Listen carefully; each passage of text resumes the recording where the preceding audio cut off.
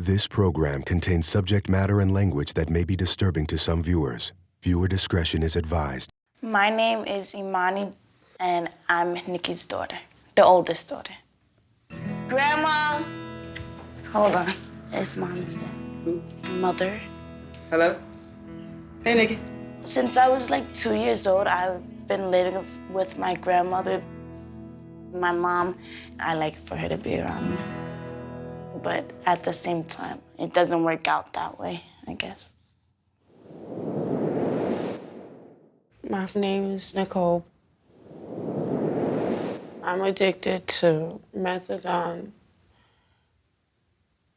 and I have blood pressure medication and anti-anxiety medication. 10 years ago, I found out that I had arthritis. I mean, for me to walk one block, my hips would really give out on me. So they started me on pain management. My doctor suggested the methadone. She wants us to believe she needs this medication because it's something that she has to have in order to function. But no, we don't. Absolutely not. I was always told that methadone was something that was used with people who had a heroin addiction.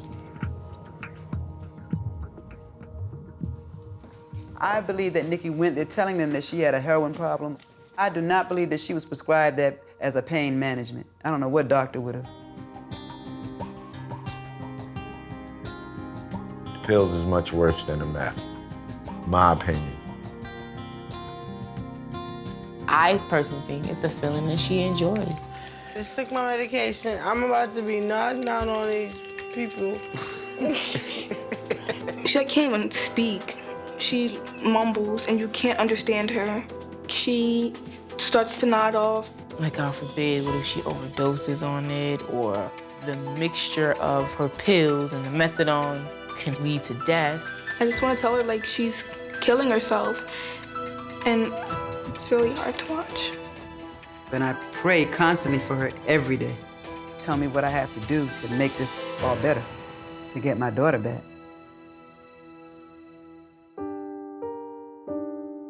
Growing up, I was quite aware of the living conditions in the Bronx at that time. In the area that we live is in a lot of derelicts hanging around the corners. Kind of rough neighborhood. So Ruth, she's put up with a lot and she's dealt with a lot.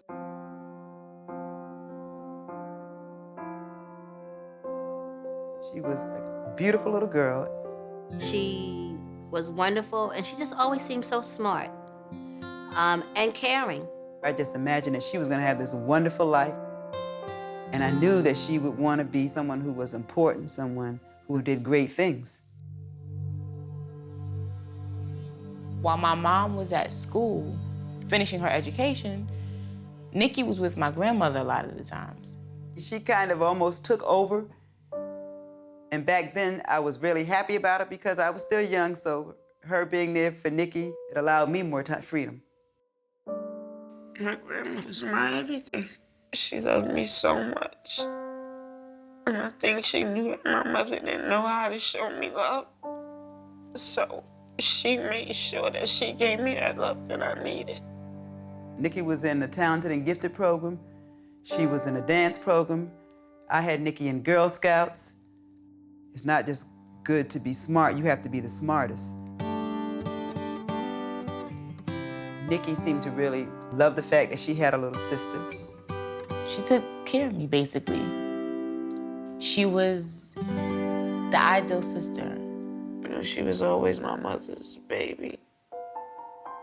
I would see her playing with tonight, and I would wonder why she couldn't do that with me. What was wrong with me? What did I do? That's when I knew I was really on my own.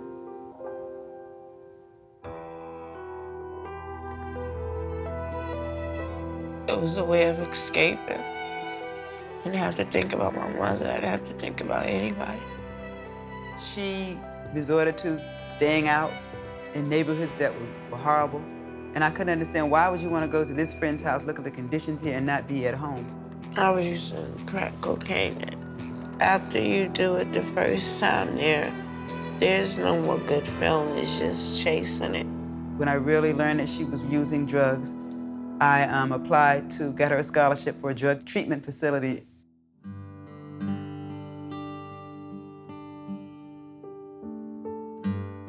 When I first saw her, she had my same face.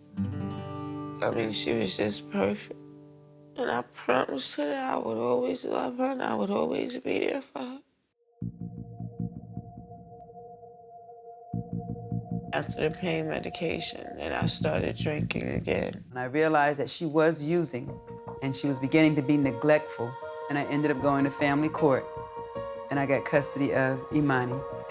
I felt like everything that I had been taken away from me, down to my own child.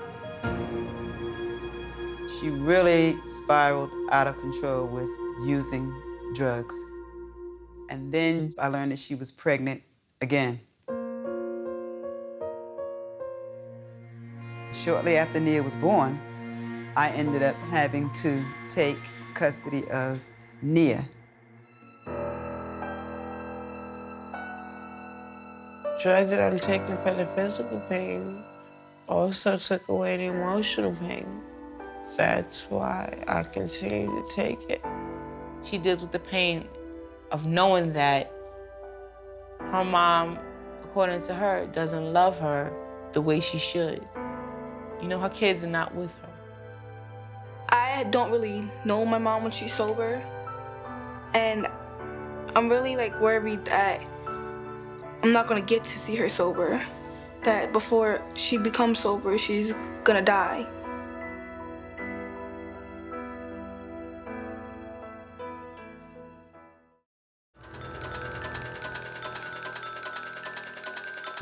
Bye-bye.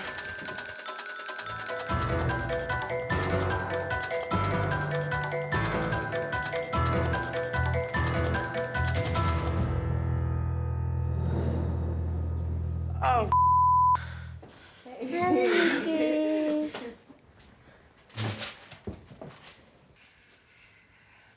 My name is Ken Seeley.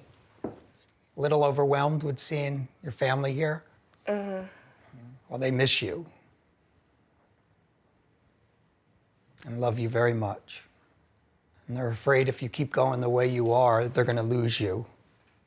And they don't want to take that chance. But you want to read your letter to your mom? Okay. Mommy, I feel sad because I know you will not live much longer if you keep up like this. I knew you loved me, but I felt like you didn't love me enough to stay with me or to choose me over the drugs. I really haven't been able to enjoy you as a sister. When I'm around you and you are high, I get very angry. It makes me feel like I am no longer talking to my big sister, but I'm now communicating with an addict. I no longer want to feel this way. I'm here today because I desperately want you to live, Nikki. I love you so much. I know sometimes you doubt that, but you have no idea how much I love you.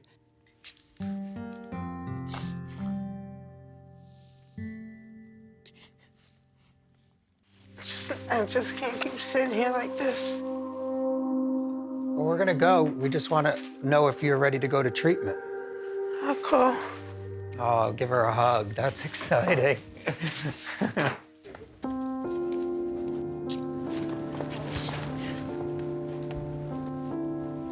I love her so much, and I'm really happy.